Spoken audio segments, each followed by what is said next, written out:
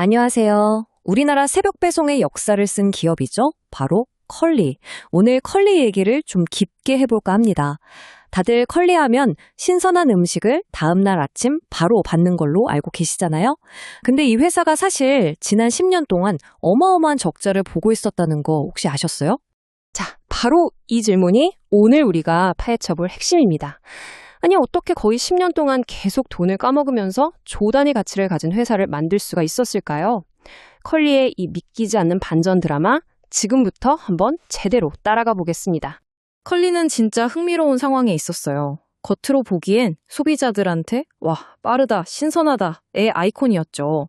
근데 그 화려한 모습 뒤에서는 계속되는 엄청난 적자라는 아주 차가운 현실과 싸우고 있었던 겁니다. 이 극과 극의 모습이 바로 오늘 이야기의 시작점이라고 할 수 있겠네요. 모든 건 아주 혁신적이었지만 당장은 돈이 안 되는 아이디어 하나에서 시작됐습니다. 2015년 컬리가 우리나라에 새벽 배송이라는 걸 처음 들고 나왔을 때 정말 센세이션이었죠.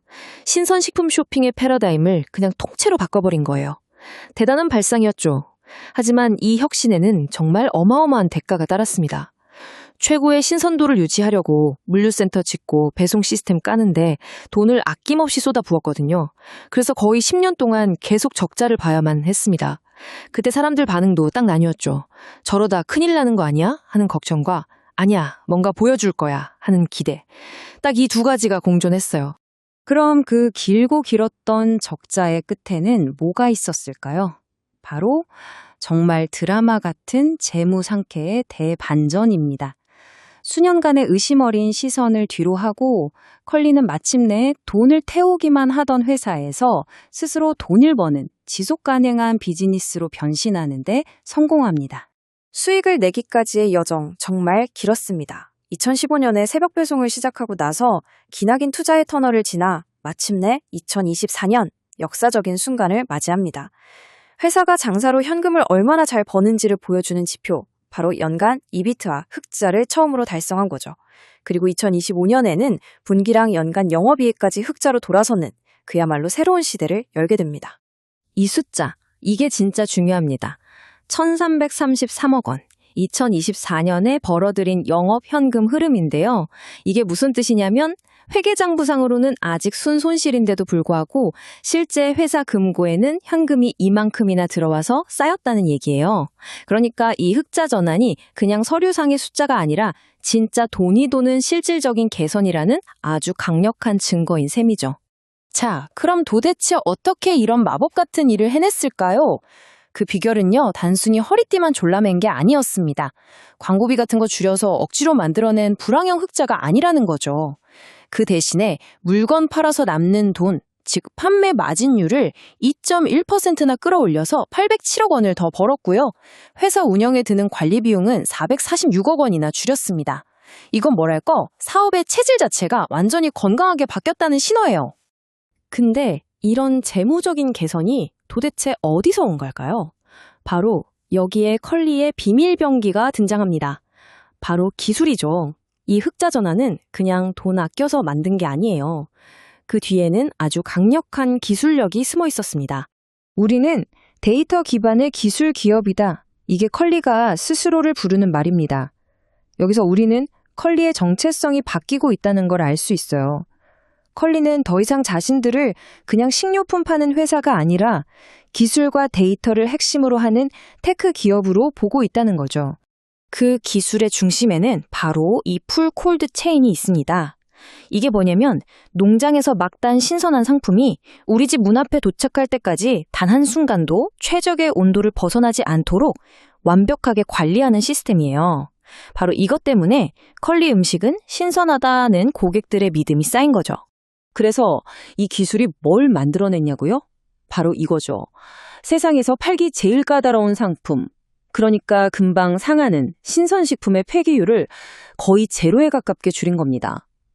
인공지능이 수요를 정확하게 예측해서 버리는 음식을 극적으로 줄인 거예요. 이게 다 돈으로 연결되는 기술의 힘이죠.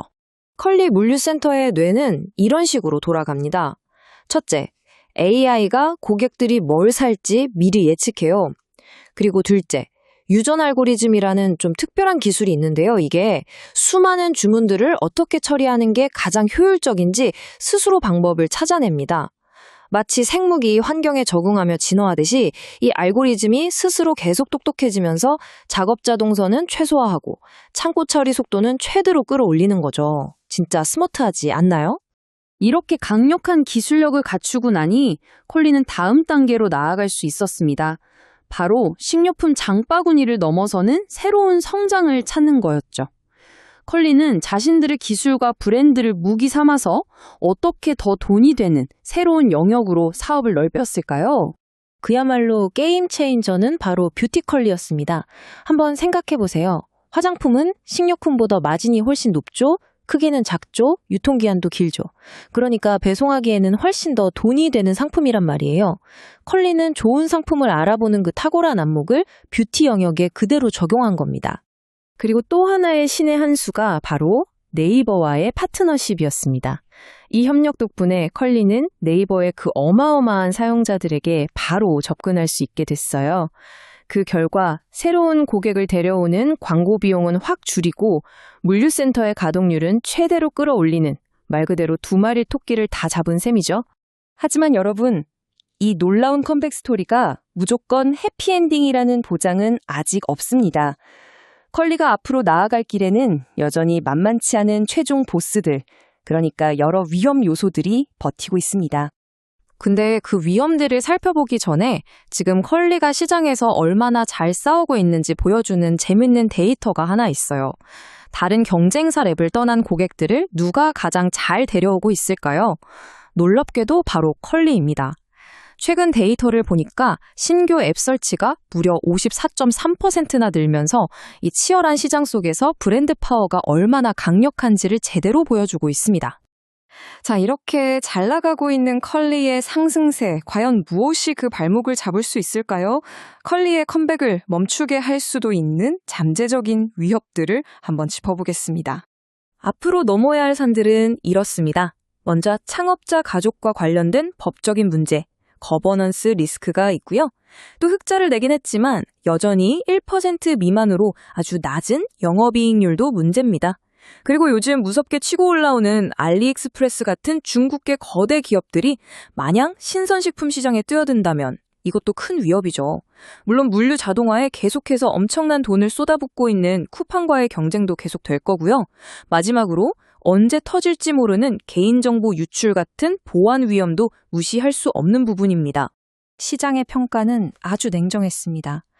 2021년에 상장 전에는 기업 가치가 4조 원까지도 갔었거든요. 근데 지금은 1조 원이 안 될 거라는 평가를 받고 있습니다. 이게 뭘 의미하냐면 예전처럼 미래의 가능성만 보고 투자하는 시대는 지났다는 거예요. 이제는 그래서 실제로 돈 얼마나 버는데 이걸 확실히 보여줘야만 인정받는 시대가 온 거죠. 마침내 수익성이라는 정말 어려운 산을 넘는 데 성공한 컬리. 과연 이제는 주식시장까지 정복할 수 있을까요?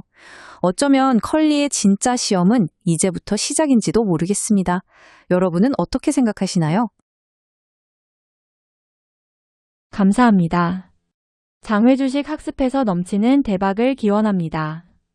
본 영상은 정보 공유를 목적으로 제작되었으며 특정 종목에 대한 투자 권유가 아닙니다. 모든 투자의 책임은 투자자 본인에게 있습니다. AI 정보도 실수는 있습니다. 몰빵 금지, 묻지마 금지, 충동 구매 금지입니다. 구독과 좋아요는 돈으로 돌아옵니다.